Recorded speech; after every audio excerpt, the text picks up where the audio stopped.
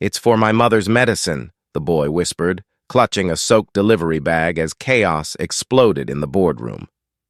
The billion-dollar deal was seconds from collapse, executives screaming at flashing red screens, and the janitors. Son was the only one who understood what went wrong. The rain was merciless that afternoon, slashing across Chicago's steel skyline as thunder rolled like a war drum. Streets glistened with puddles and headlights, the city a blur of chaos. Through that storm ran Malik Carter, clutching a soaked delivery bag to his chest.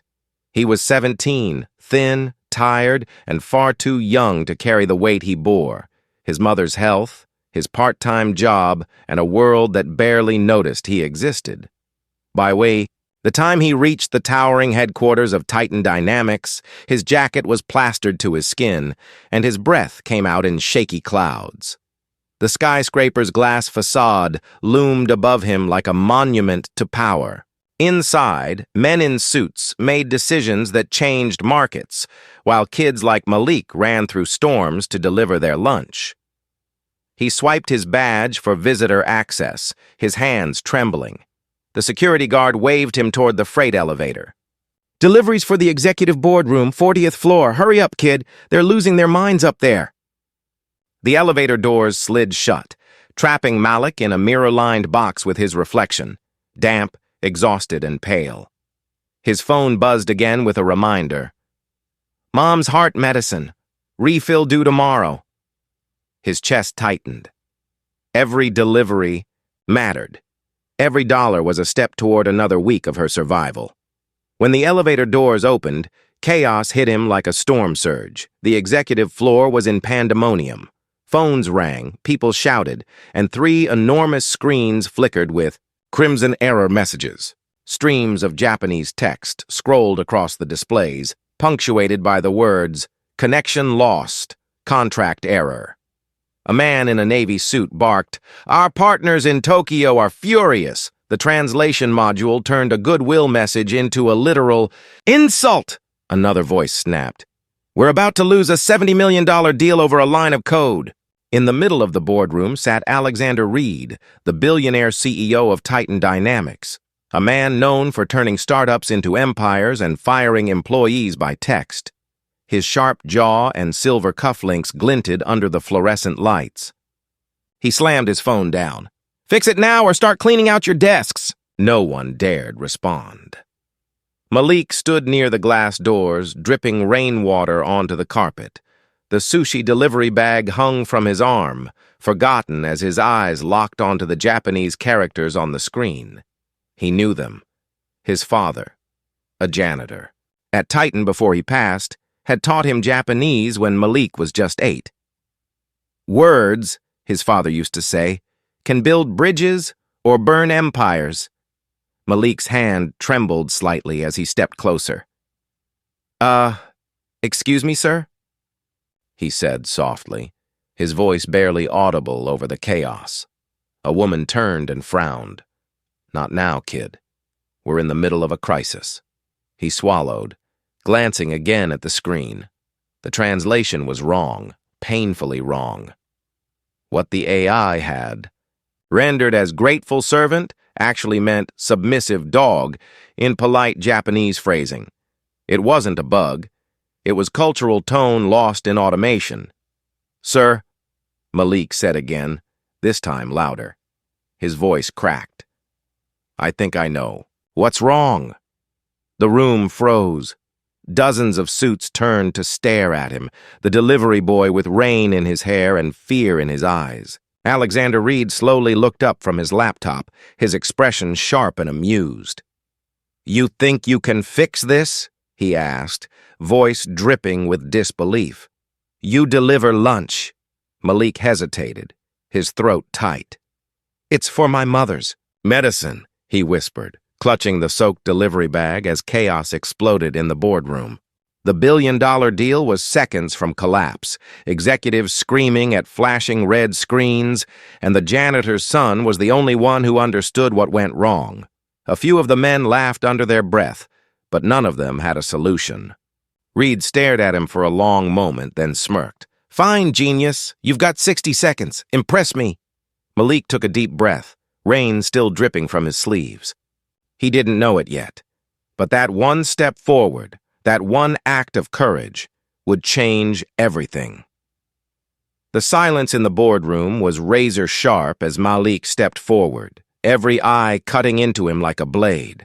The hum of computers, the buzz of tension, and the faint drip of water from his sleeves filled the air. The billion-dollar empire of Titan Dynamics teetered on the edge of collapse, and now a drenched delivery boy stood before its furious king. Alexander Reed leaned back in his chair, his expression a mix of exhaustion and irritation. "All right, translator," he said mockingly. "Show us what the experts missed." One of the executives, a man with slicked back hair and a trembling jaw, whispered, "Sir, this is insane. He's not authorized to—" Reed cut him off with a raised hand. "Nothing else has worked. Let's see what happens when we let desperation take the wheel." Malik stepped toward the giant screens. His sneakers squelched against the carpet. On the main display, the failed AI translation glowed in red, lines of Japanese text looping over and over like a warning siren.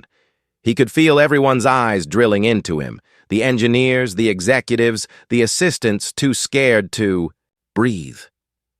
He scanned the message. It took him seconds to see it.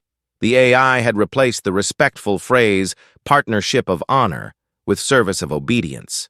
To the Japanese client, that phrase implied humiliation, as if Titan Dynamics saw them as inferior. No wonder the Tokyo office had cut communication mid-meeting. "This isn't just a translation error," Malik said quietly, pointing to the line. "Your AI doesn't understand context. It translated tone literally. It's like calling your business partner a servant." The room stirred. A few murmurs rippled through the table. One of the engineers leaned in, frowning at the screen. "Wait. He's right. The semantic node weights on the cultural model are inverted. How did we miss that?" Malik took a cautious breath. "If you rerun it with the proper context, using honorific relational mapping, it should fix the tone." For a moment, no one moved. Then Reed's voice came, low and skeptical. "Do it." An engineer's fingers flew across the keyboard, rewriting the command based on Malik's correction. The red screens flickered, the looping warnings vanished, and new text appeared. Perfectly balanced, respectful, and culturally aligned. The room fell silent. One of the executives exhaled shakily. "The Tokyo line just came back online," she whispered. "They're asking to resume the meeting." Reed's jaw tightened. His empire, seconds from collapse, had just been saved by a kid in wet sneakers. He looked at Malik, his expression unreadable. Then he laughed, the sound sharp and hollow. "Congratulations, delivery boy. You just did what my $10 million AI couldn't." A few nervous chuckles echoed around the room, but Malik didn't smile. He simply nodded and said, "I just didn't want anyone to lose their job over something words could fix." Reed tilted his head. "And what do you want in return? A bonus? A pat on the back?" Malik met his gaze, eyes steady. "Just the payment for the food. My mom's waiting for her medicine." The laughter died instantly. Around the table, the executives shifted uncomfortably. Even Reed's smirk faltered for a heartbeat. Outside, thunder rolled again, but this time, the storm was inside the room. For a long moment, no one in the room moved. The red warnings were gone, replaced by the steady green glow of stability. The chaos that had gripped the 40th floor melted into stunned silence. Malik stood by the screen, water still dripping from. His hoodie, watching the billionaire CEO who had just mocked him struggle to process what had happened. Alexander Reed leaned forward, elbows on the polished mahogany table. His voice was softer now, though it still carried that edge of authority. "You're telling me a high school kid figured out what my lead engineers couldn't?" No one answered. The silence said everything. Reed gestured sharply toward the technical director. Confirm it. The man nodded nervously and tapped at his tablet. It's true, sir. The AI mistranslated due to contextual misalignment. The boy's correction fixed the syntax. The Tokyo system is back online, and they've already re-established communication. Reed blinked once, then again, a flicker of disbelief behind his cool demeanor.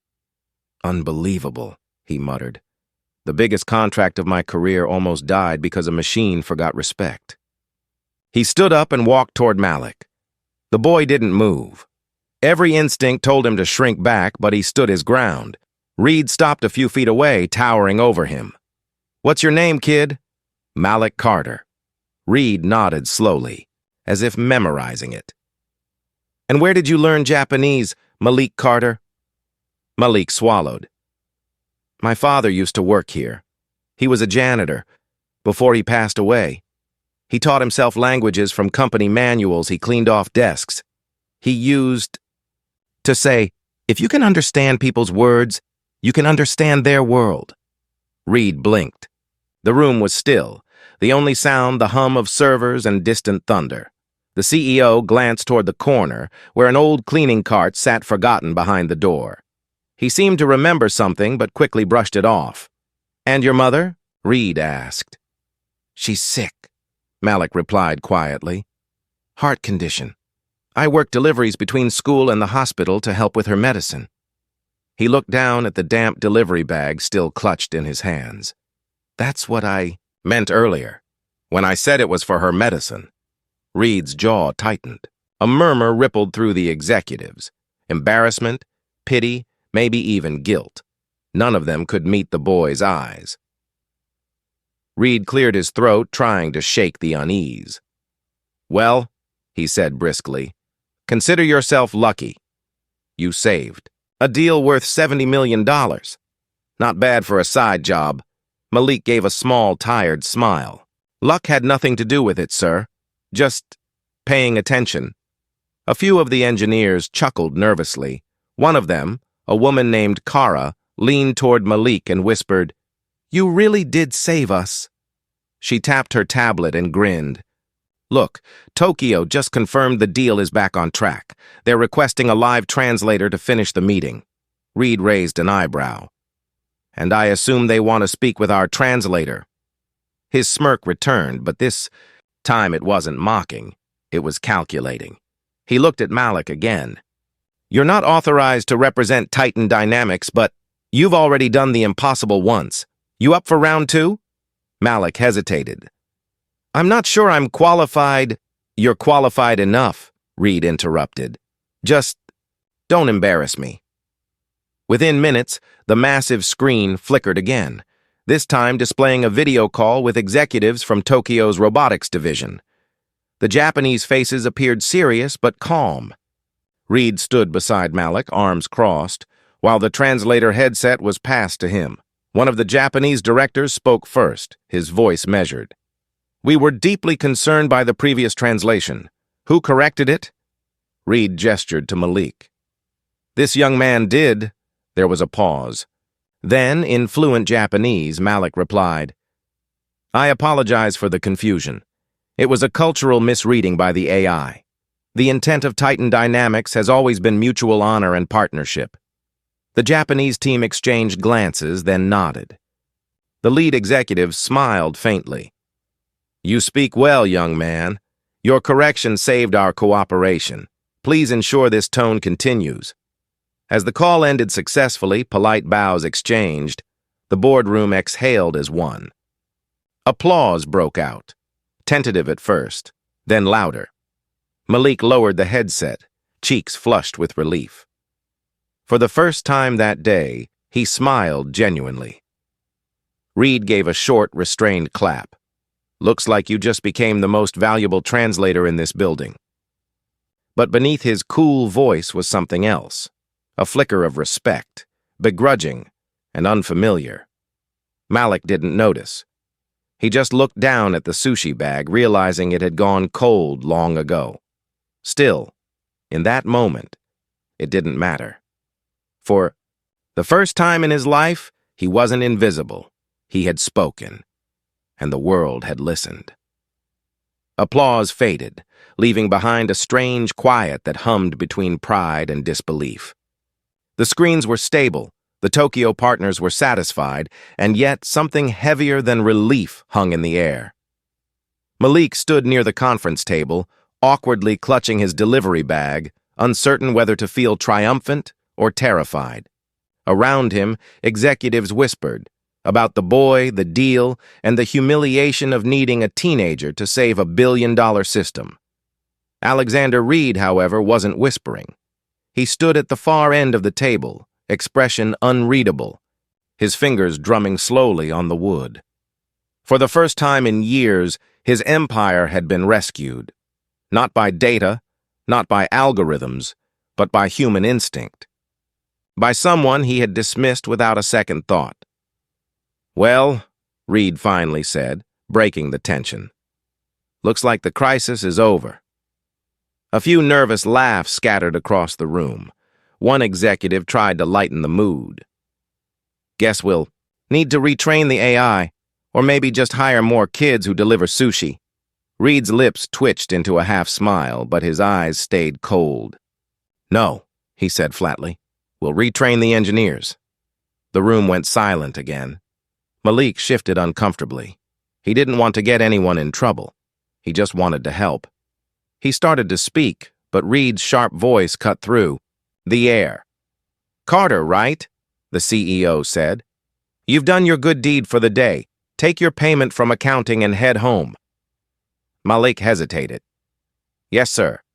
He turned to leave, but before he reached the door, the lead translator, a woman from the Tokyo team still on the call, suddenly reappeared on the main screen. Her voice carried through the speakers, polite yet firm. "Mr. Reed, before we conclude, I have a request." Reed frowned. "Go ahead." The woman smiled faintly. "We'd like to formally recognize the young man who corrected the translation. His understanding of nuance and respect saved our partnership. We'd like him to consult with us to ensure future communications maintain the same integrity." The entire boardroom froze. Eyes darted between the screen and Malik. Reed blinked, as if he hadn't heard correctly. "You're requesting him? A delivery worker?" The translator inclined her head. "Titles don't matter, Mr. Reed. Understanding does." Reed's jaw flexed, the control he wore like armor cracking for a moment. The executives looked to him for direction, uncertain whether to speak. Malik stood motionless, his heart pounding. He hadn't asked for any of this. Finally, Reed forced a small, controlled laugh. "Of course," he said smoothly. "Titan Dynamics supports all forms of talent." He glanced toward Malik, his gaze sharp. "Security will escort you to HR for formal processing." Malik opened his mouth, unsure what to say, but the translator spoke again before he could. "No need for that. We'll send a direct letter of recommendation to his name." The screen went black. Reed stood still for a long moment, then turned to his staff. "Meeting adjourned," he said quietly. As the executives filed out, Malik remained where he was, unsure whether to feel proud or terrified. He looked up to find Reed watching him. No longer the ruthless glare of a billionaire, Alexander Reed's eyes held something unexpected: remorse. The arrogance that once filled the room seemed to have drained out of him, replaced by a quiet reflection. He cleared his throat, then walked toward Malik, his shoes echoing against the marble floor. "You know," Reed said, voice low, "your father. I remember him, always humming while mopping the halls. I didn't even know he had a son." Malik blinked, caught off guard.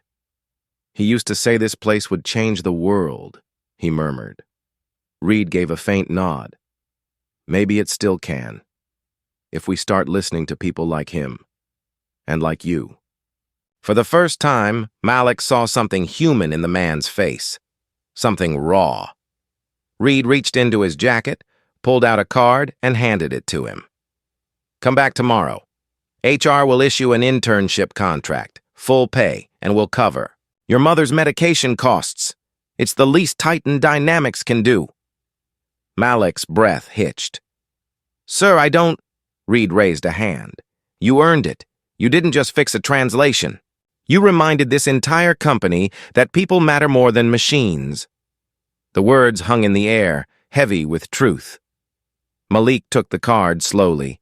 He could feel the paper tremble in his damp hands, though it wasn't from fear this time. It was disbelief, relief, and hope, all tangled together. Thank you, he whispered. Reed gave a small nod. No, thank you. Hours later, Malik walked out of the Titan Dynamics tower. The storm had cleared, leaving the streets glistening under a golden evening light. Cars hummed, the city breathed, and for the first time in years, Malik didn't feel like he was running against the world. He was walking toward it. He glanced at the building one last time. Behind those mirrored windows, a billion-dollar empire had changed course because one boy refused to stay silent. As he crossed the street, Malik texted his mother. Mom, the medicine's covered now. Everything's okay.